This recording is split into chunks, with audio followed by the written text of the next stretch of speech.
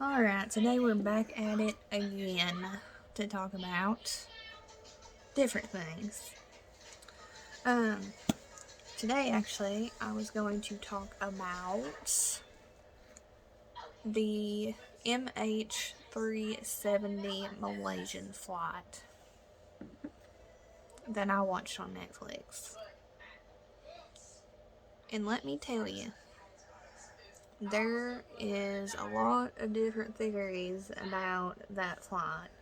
So, basically, back in 2014, there was this is in Malaysia, there was a flight called MH370, and it was flight to Beijing. Now, this airplane was a 777, is what they called it. Now, what is so wonky about this story is that, if you know anything about this, they never found this airplane. It just disappeared. Which is, I feel like, not a coincidence at all. A lot of people have conspiracy theories about this flight, such as it was hijacked, which was one theory. They claimed that Captain Zahari hijacked this plane, had ulterior motives and hijacked this plane. What was weird about the plane is that it was 1:20, I think, in the morning is the last time they heard anything from this plane. And they said they signed off. And then the airplane just disappeared off the map. Like, there's no radar towards the airplane, which is not normal. So, the Malaysian military... Anyways, the theory was Captain Zahari. They said that he may have ulterior motives to have hijacked this plane, but it was never proven. Like, them never finding the plane. Second theory was that Russia, a week before, there was a bunch of crap going on with Russia, and there was this investigator for MH370 said that there was 3 Russian men on the plane. And the only way to turn off the system for the plane was through a compartment in first class. There's a thing that you pull up that you can go underneath in first class, go down into the computer system and turn off radar. They said that it is possible that these Russian men, one of them, could have done this. And that it might have landed in Kazakhstan desert, which is a very far-fetched theory. Third theory. Okay, let me retrace. So, hijacking, the Russians. Oh, China. So this plane was going to Beijing. The information behind this plane was that there was a very high amount of lithium on this plane that they never picked up before they flew off. They didn't have an x-ray machine and to find this equipment, this lithium equipment. So they said that, trying to think, was it NACO planes could have they could have maybe did something to this plane to make it to where nobody found it on any type of radar, because they were trying to prevent China from getting something from the U.S. So that's another theory.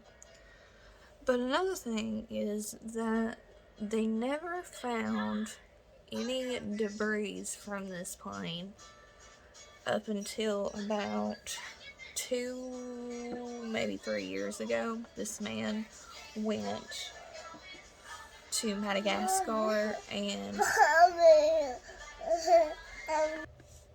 okay.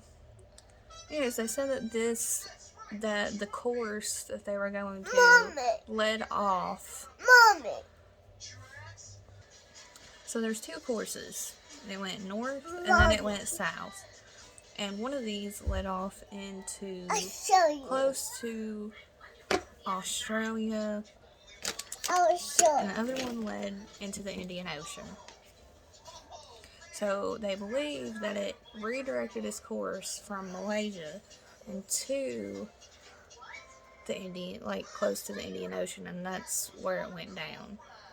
But there was no proof of the plane landing there because they have no evidence of debris left over from this plane. So, anyways, this man decided that he's going to look for debris for this plane. And he wound up finding some north of Madagascar, close to Asia, and found remnants of debris from this plane because obviously it's going to wash up eventually. But a lot of people don't believe this because there's no proof or evidence of the plane anywhere. But there's one lady that did find on Google Maps. She was researching into this. Found on Google Maps, went really deep into investigation, and found debris of the plane in the Indian Ocean. So, obviously, and nobody believed her. They weren't looking, they weren't doing anything, they were just silencing these people. They were saying, we can't find anything. They weren't listening to this woman. The woman even went as far as to contact Malaysian Airlines and say, look, I've got proof of this, of MH370 in the Indian Ocean. There's debris, you can see it, of the plane.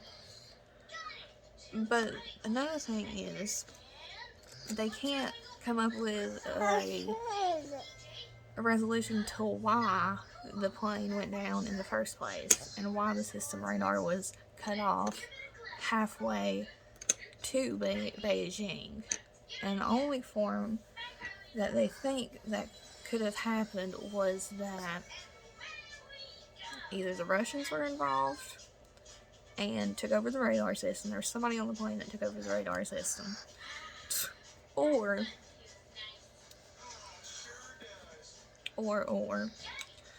which somebody hijacked this plane is what I believe.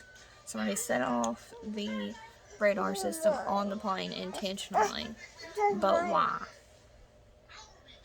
It all comes back to the lithium thing, where China was going to get something off of the plane that they shouldn't have got.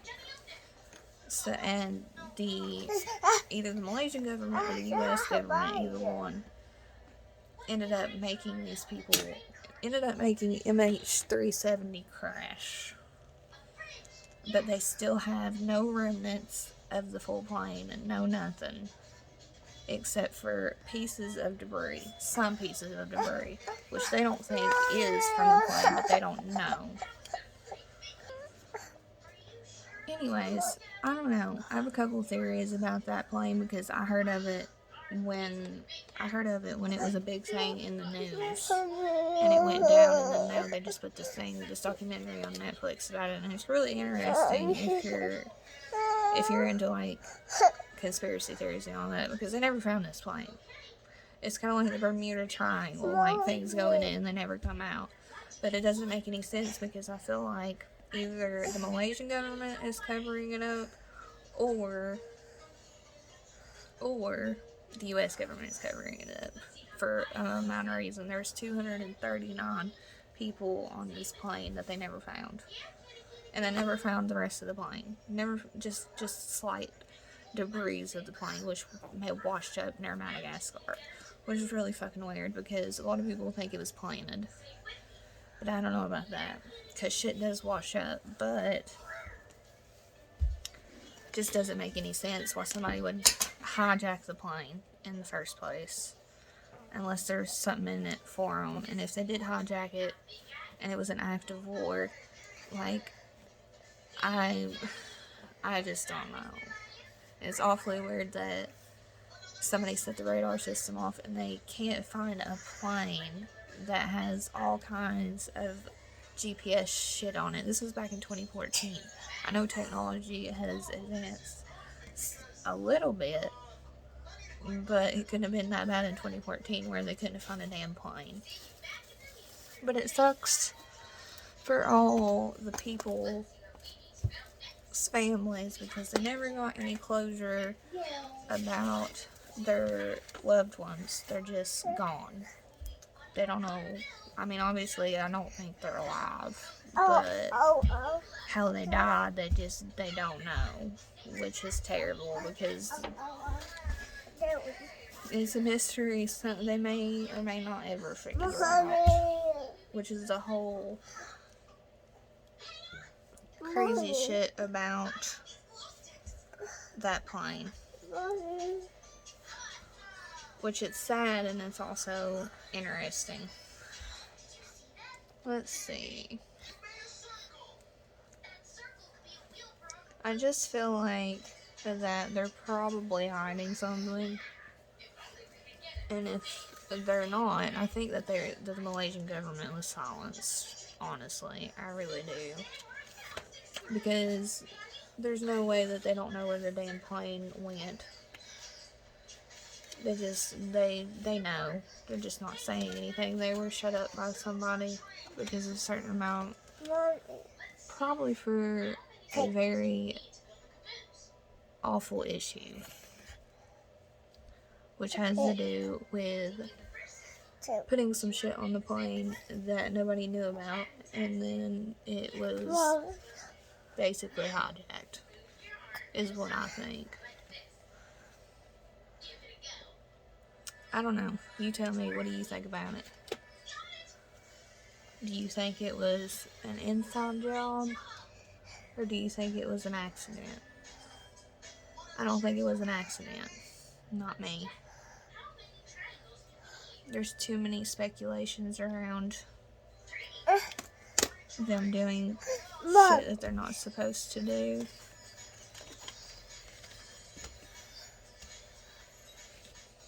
Another movie that I watched was M3gan, and that was about the AI robot. This little girl, if you haven't watched the movie, I suggest to go watch it because it's like really good.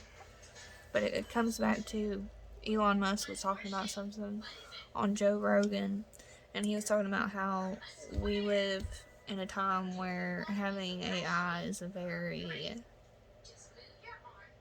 powerful thing because it can go really bad really quick. And this was a movie where it went bad really quick. It just shows you that robots might take over, is all I'm saying. They make AIs to where they're like super intelligent, and the more intelligent these robots get, I think the worse humanity is gonna get. In the movie, basically, I'm not going to tell you all of it if you haven't seen it, but I'll give you little hints and pieces.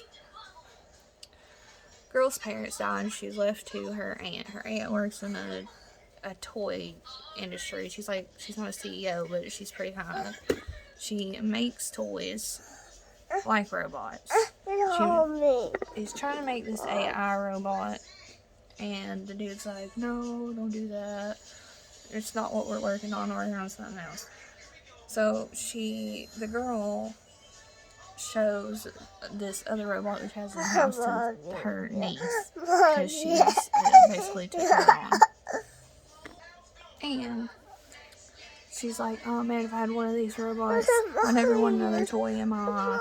And the girl's like, the one that she's working on, she decides to start working on that one. And then she develops M3gan for this girl. And basically they're paired with each other.